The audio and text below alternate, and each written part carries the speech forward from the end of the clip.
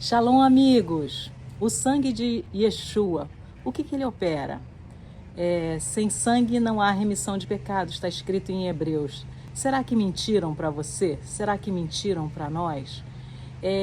Apologética é a defesa da fé correta. E, embora eu não seja muito afeita a termos teológicos, hoje nós vamos tratar deste assunto.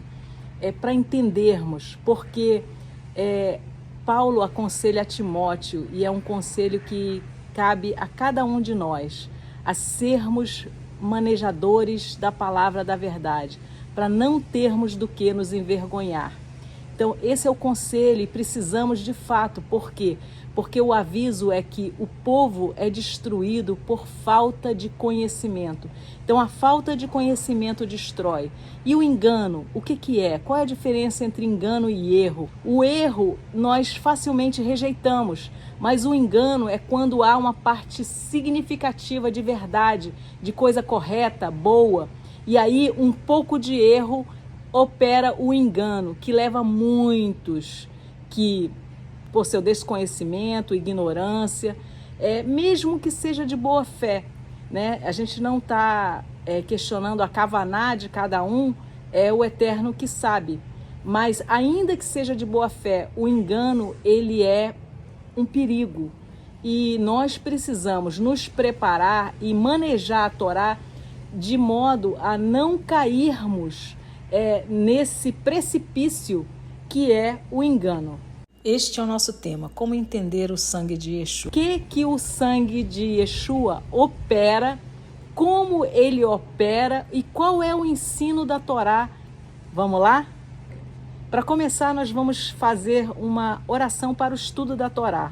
É uma oração pré-moldada, que diz assim: Baruch atah Adonai, Eloheinu melech haolam, asher kideshanu bemitzvotav vetzivanu, leasot bedivrei Torá. Bendito és tu, Adonai, nosso Deus, Rei do Universo, que nos santificas com teus mandamentos, nos ordenas a nos ocuparmos com os assuntos na palavra da Torá. Então, nada no sistema sacrificial foi substituído ou cumprido ou preenchido pela morte de Yeshua. Vou repetir: nada, absolutamente nada no sistema sacrificial da Torá foi cumprido ou substituído pela morte de Yeshua. Vamos entender o que a morte de Yeshua operou, o que o sangue de Yeshua representa. Qual é o significado? Onde está essa profecia na Torá? Porque o próprio Yeshua disse em Mateus 5,18, vejam só: porque em verdade vos digo que até que o céu e a terra passem, nem um iota ou tio jamais passará da Torá, sem que tudo seja cumprido. Céus e terra não passaram. Nada passará até que céus e terra passem. Nada. E é por isso que nós vemos na própria Brit Hadashah, nos escritos apostólicos, sendo dito que os discípulos e os apóstolos, eles continuaram cumprindo tudo que a Torá prescrevia em relação ao templo. E hoje não se cumpre simplesmente porque o próprio Deus destruiu o templo, mas voltará a ser cumprido, como nós vemos em Ezequiel, quando no milênio for reinstaurado os sacrifícios. Aliás, os irmãos da casa de Judá, eles anseiam pela reconstrução do templo, pelo retorno dos sacrifícios. Sim, o sacrifício do pobre, a farinha, para quem não podia ofertar um animal, esse é o nosso Pai, esse é o nosso Deus. Ele sempre foi generoso e não discriminador em relação à possibilidade financeira. O que ele quer saber é onde está o nosso coração. Qual é a nossa kavaná? Qual é a nossa intenção? Então precisamos entender muito bem o que foi o sacrifício de Yeshua. O que ele representa? Foi um corban de Pessah, um sacrifício pascal. Esse não é um dos sacrifícios prescritos em Levítico. O corban de Pessah o sangue, Cordeiro Pascal, ele protegeu do anjo da morte. Ele é um sacrifício substitutivo. E assim, na Torá, previsão do sangue de uma morte inocente cobrir pelo pecador não inocente. Se nós formos para Gênesis, né, o que houve quando Adão e Eva pecam? Quando eles pecam, eles tentam se cobrir com folhas de figueira. E ao tentarem se cobrir com folhas de figueira, eles o fazem de modo ineficaz. As folhas de figueira não são apropriadas para cobrir uma nudez, né? Elas rasgam facilmente. Enfim, então, o próprio Deus os cobre. Ele sacrifica um animal, desta pele são feitas vestes para cobrir a nudez de Adão e Havá. Então, é o próprio Deus que provê. E onde nós temos a primeira profecia messiânica nas Escrituras? Gênesis 3:15. De semente de mulher nasceria um que esmagaria a cabeça da serpente. Ela lhe feriria o calcanhar, mas ele esmagaria a cabeça da serpente. Essa é a primeira promessa de um redentor, de um resgatador, de uma salvação. E nós temos, depois disso, várias sombras da provisão, da providência de Deus. E o que nós precisamos entender são as alianças que Deus faz, porque o pecado, ele rompe com duas coisas. Ele quebrou a aliança do homem com Deus no Éden. Imaculou, falseou a imagem do Criador em nós. Um filho, ele deve exibir a imagem do seu pai, não tanto fisicamente, mas principalmente nos valores, princípios, no caráter. E nós fomos feitos para exibir a imagem do nosso Pai Celeste.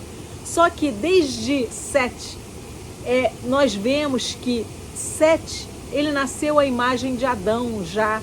Ou seja, o pecado, ele já tinha se assentado na natureza carnal, se apegado aos nossos membros, como o Rabino Shaul, ele nos explica nas suas epístolas. Nós precisamos entender sobre alianças. Nós temos que o Eterno, ele faz uma aliança com Abraão.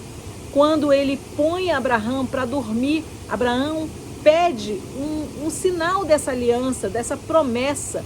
E Deus faz Abraão pegar no sono, depois que ele já tinha preparado os animais, partido os animais e colocado conforme instruído. O próprio Eterno, ele passa entre os animais partidos naquela trilha de sangue, e ele então se compromete no lugar de Abraão se aquela aliança for rompida, ele seria quem morreria, a vida dele seria o preço, porque essa aliança de sangue, ela representa isso, é um símbolo que quando isto for rompido, o destino que tiveram aqueles animais, que é a morte, será o destino daquele que romper com essa aliança. Mas o Mashiach, Ha-Mashiach, o ungido de Deus, aquele que foi preparado desde antes da fundação do mundo, prefigurado neste cordeiro que cobriu a nudez de Adão e Havá, ele, provisão de Deus, é ele que morre em nosso lugar, substitutivamente. Então nós temos Isaac no Monte Moriá, junto com Abraão, o nosso pai, perguntando: papai, vejo a lenha e o cutelo, cadê o cordeiro para o sacrifício? Yod Revavirê, o Eterno, ele proverá, meu filho, o cordeiro para si. Então, Yod Revavirê proverá. E ele proveu Yeshua, o nosso Mashiach, o Cordeiro de Deus, que Yohanan Hamatbil aponta: eis o Cordeiro. E aqueles que conhecem a Torá, que ouvem as perguntas ecoando nos nossos dias, desde os tempos antigos até os nossos dias, eles entendem a resposta que Yohanan dá, porque eles sabem qual é a pergunta. para a qual essa resposta foi provida. Então nós não podemos errar. O Eterno, ele trabalha com alianças. Houve uma aliança quebrada no Éden, houve alianças que foram propostas, e uma dessas alianças também é a aliança do Sinai com Moshe, onde nós lemos lá em Êxodo 19 até o 24, né? Essa aliança sendo feita, um juramento que os nossos irmãos judeus, eles reconhecem facilmente que é uma ketubá, que é uma proposta de casamento. E aí, o povo, depois de santificar por 3 dias, inclusive se separando de mulher, né? Se preparando de uma forma mais inteira possível, como instruído pelo Eterno, eles então juram aliança. E aquilo é o compromisso que na mente hebraica já é o início do casamento, não consumado ainda, porque o noivo vai preparar a morada, né? E é isso que nós temos instruído na Brit Hadashah, que Yeshua faz. Ele vai preparar a morada nessa primeira fase, quando ele morre e ressuscita.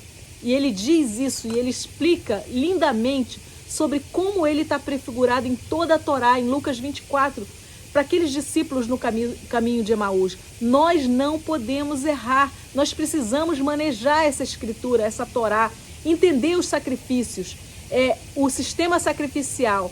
Nada passou, por isso os discípulos continuaram indo ao templo e oferecendo sacrifícios. Veja Paulo, que ofereceu o sacrifício pelo voto nazireado, inclusive para afastar a falsa acusação que havia sobre ele de que ele ensinava contra a Torá, que ele ensinava as pessoas a não cumprirem a Torá. Ele fala em uma das suas epístolas também, festejai, guardai a festa dos pães asmos, sem o fermento da malícia, mas com os asmos da pureza, né? Que no caso da liderança dos fariseus era a hipocrisia e a falsa doutrina, quando eles substituíam a Torá de Deus eterna por tradições humanas. Então nós não podemos errar.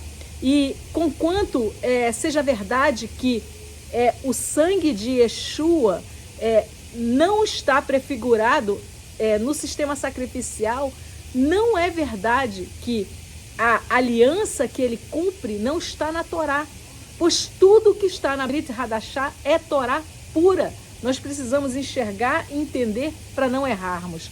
E aí nós temos, dentre as alianças do Eterno, nós temos a primeira aliança, como filhos, né? A aliança que é proposta a Abraão, ela tem como sinal o quê? A circuncisão.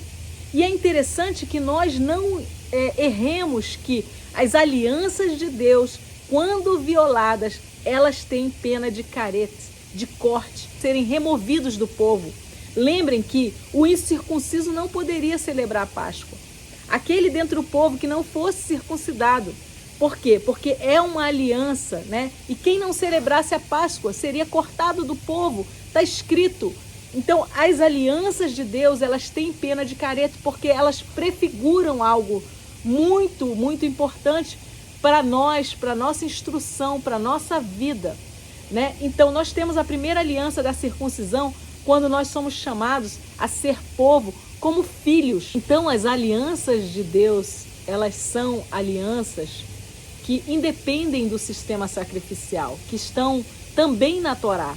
Então, não basta olhar para o sistema sacrificial para entender o sacrifício de Yeshua na cruz como o Cordeiro Pascal. Ele não foi um corban de Vaikra. Embora nenhuma corban de Vaikra ela seja suficiente sem a techuvá, sem o arrependimento, só o arrependimento também ele não é eficaz.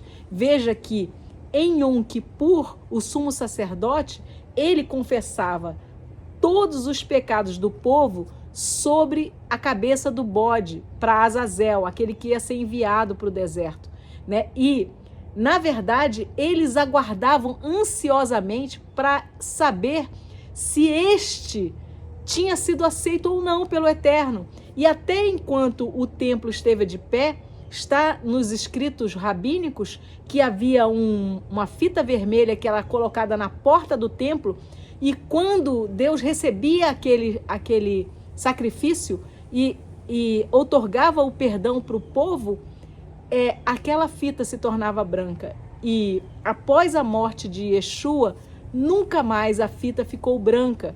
Por quê? Porque, na verdade, foi o início da nova aliança. Eu quero falar num outro vídeo sobre a nova aliança. Nós vamos fazer vídeos curtos sobre cada um desses assuntos para não errarmos, para conseguirmos manejar a palavra da verdade como nos é instruído.